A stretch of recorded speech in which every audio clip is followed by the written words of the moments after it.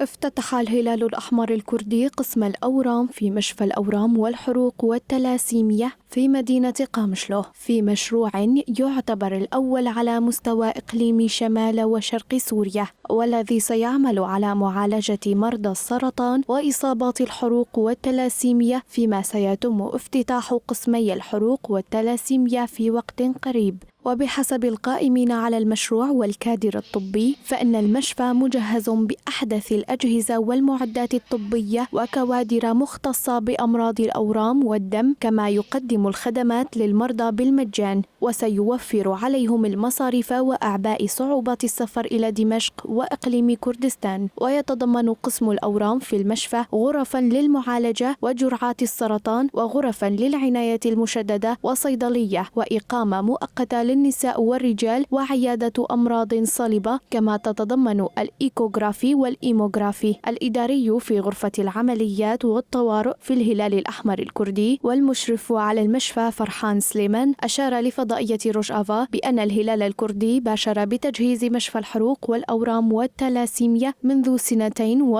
وأكد بأن المشفى سيقدم كافة الخدمات لمرضى الأورام بالمجان باستثناء الجرعات.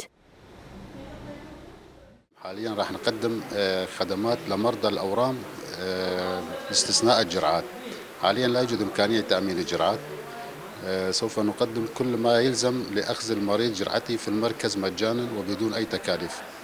بهذا سنوفر على المريض الأدوية المرافقة للجرعة والاستشارات الطبية والمنامة. في زيادة أعداد المرضى المصابين بالأورام، ورأينا أنه من المناسب نعمل مركز تخصصي لمرضى الأورام لتوفير مشقة الطرق والسفر ومصاريف وتكلفة السفر. هذا ويشهد الواقع الصحي في إقليم شمال وشرق سوريا العديد من الإنجازات كافتتاح المشافي وعيادات الشعب، كلها لتقديم الخدمات لأهالي إقليم شمال وشرق سوريا، وسط تزايد في أسعار المعاينات في العيادات الخاصة وارتفاع أسعار الأدوية.